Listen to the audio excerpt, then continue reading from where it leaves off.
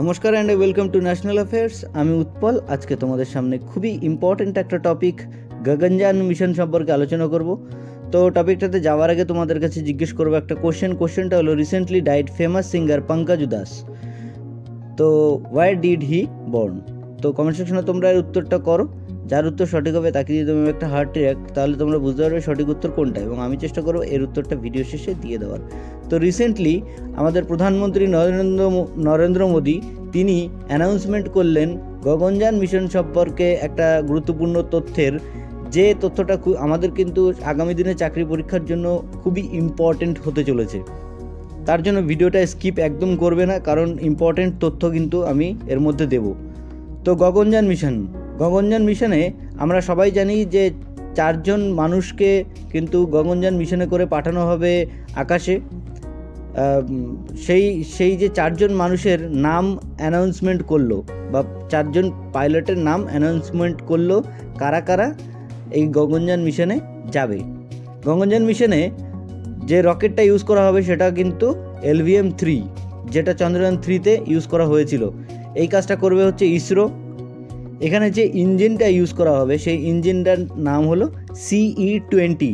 Let me say it again, CE-20। ঠিক আছে। তো তিরুবনন্তপুরমের বিক্রম সারাভাই স্পেস সেন্টার থেকে প্রধানমন্ত্রী অ্যানাউন্সমেন্ট করলেন 4 জন পাইলটের নাম। তার মধ্যে একজন হলেন উইং কমান্ডার, বাকি 3 জন হলেন গ্রুপ ক্যাপ্টেন। ওকে, তো wing commander Shubhanshu Shukla, group captain Ajit Krishnan, group captain Prashant Balakrishnan, group captain Angad Pratap. এই 4 জন মানুষ কিন্তু যাবেন আকাশে। এই 4 জন পাইলট বা মানুষ যারা স্পেসে যাবেন তাদেরকে কিন্তু সম্মানিত করা হলো। এবং এই মিশনের বা গগনযান মিশনের যিনি মেন রেসপন্সিবিলিটিতে থাকবেন বা মেন হেড যিনি থাকবেন তিনি থাকবেন BR ললিতাম্বিকা। ঠিক আছে। তো এবার আমরা চলে আসবো আমাদের কোশ্চেনটাতে। কোশ্চেনটা ছিল recently died famous singer Pankaj উদাস, ওয়ার ডিড হি বর্ন? তো এর সঠিক উত্তরটা হচ্ছে গুজরাটে তিনি জন্মেছিলেন। আমরা সবাই ওনার ভীষণ ভক্ত। আমার জেনারেশনের যারা আছেন তারা কিন্তু সবাই ওনার সম্পর্কে জানে, পঙ্কজ উদাস সম্পর্কে। তো ওনার মৃত্যু হয়েছে কিন্তু মহারাষ্ট্রের মুম্বাইতেই মৃত্যু হয়েছে। তো এই ছিল আমাদের আজকের টপিক। আশা করছি তোমাদের বুঝতে কোনো অসুবিধা হয়নি।